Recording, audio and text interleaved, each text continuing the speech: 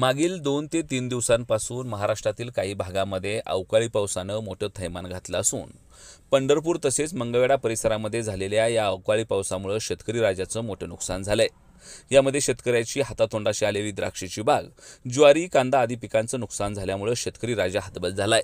यावेळी या शेतकऱ्याला दिलासा देण्यासाठी तसेच शासन दरबाराकडून मोठी मदत मिळवून देण्यासाठी या भागाचे आमदार समाधानदादा अवताडे यांनी प्रत्यक्षात अधिकाऱ्यांना सोबत घेऊन शेतकऱ्यांच्या शेतामध्ये भेट दिली असून संबंधित अधिकाऱ्याला पंचनाम्याच्या बाबतीतल्या सूचना करण्यात आल्या असून लवकरात लवकर शेतकऱ्यांना मदत मिळावी यासाठी आपण शासनाकडे पाठपुरावा करणार असून शेतकऱ्यांना आमचं सरकार नक्कीच न्याय देईल, अशा पद्धतीची भूमिका आमदार समाधानदादा अवताडे यांनी मांडली आहे। कालचा आणि आज पहाटेचा अवकाळी पाऊस, या पावसामुळे या ठिकाणी शेतकऱ्याचं फळबागांचं आणि रब्बी पिकांचं अतोनात नुकसान या ठिकाणी झालेलं आहे। आज या ठिकाणी पाणी करत असताना द्राक्ष बागांचं सुद्धा मोठ्या प्रमाणात त्या ठिकाणी नुकसान झालेलं आहे। रब्बी पिकांचंही या निमित्तानं आज बघितलं तर रब्बी पिकांमध्ये सुद्धा ज्वारी, करडे, हरभरा ह्या पिकांचं सुद्धा मोठ्या प्रमाणात नुकसान झालेलं आहे।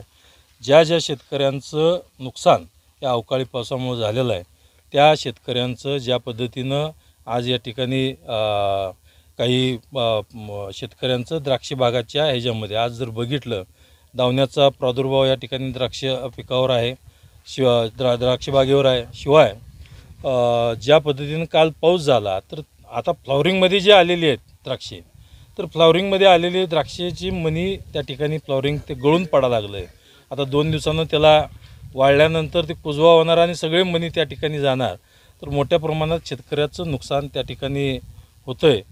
तर हे ज्या शेतकऱ्यांचं नुकसान झालेलं आहे त्या ठिकाणी सरसगट लोकांचा पंचनामे करून या ठिकाणी त्या शेतकऱ्यांना शासनातर्फे मदत या ठिकाणी नक्की मिळेल।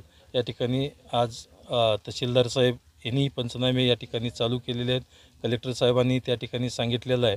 तर शासनास ते सर्व पंचनामे मांडून सर्व शेतकऱ्यांना त्याची मदत शासन नक्की करणार। खरं तर दादा, द्राक्षीचा एकूण खर्च बघितला तर इतर पिकांच्या तुलनेनं भला मोठा खर्च द्राक्ष शेतकऱ्यांना करावा लागतोय।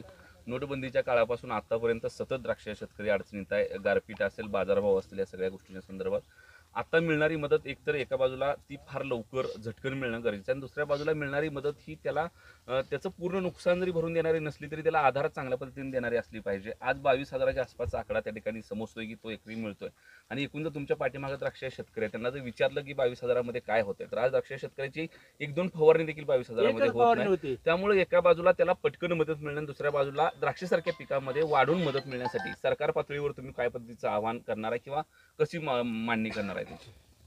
या निमित्तानं मी सांगू इच्छितो की आज एखादी जरी आज दावण्याचा रोग आहे, आता येताना सगळ्या शेतकऱ्यांशी चर्चा करत होतो, तर एक फवारणी करायला 15-20 हजार रुपयाच्या आसपास खर्च जातो। तर आज एवढा मोठा खर्च या ठिकाणी हा परवडत नाही आणि हे निसर्गानं ज्या पद्धतीनं हा अवकाळी पाऊस असतील, गारपीट असेल, हे निसर्गाचं सुद्धा आसमानी संकट या ठिकाणी शेतकऱ्यावर येतं आहे। तर त्या ठिकाणी शासनसुद्धा परवा या निमित्तानं आपण पाहणी केली होती का मुंडेवाडी, गोपाळपूर या भागामध्ये आपण पाहणी केली होती। तिथल्याही पिकांचं द्राक्षबाग असेल, इतर फळबागांचं सुद्धा मोठ्या प्रमाणात गारपिटामुळं नुकसान होतं।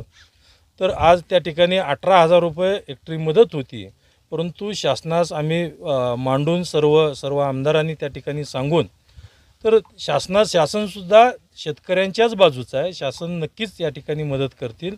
तर त्या 18,000ची मदत त्या ठिकाणी 22,000वर गेली आणि नक्कीच 22,000ची मदतीमध्ये सुद्धा हे काय होणार नाही हे आम्हालाही कळतं आहे, परंतु जेवढे अजून जास्तीत जास्त मदत करता येईल शासनास आम्ही सांगून त्या ठिकाणी शेतकऱ्यांना जेवढी जास्तीत जास्त अजून मदत करायची तेवढी आम्ही करीन।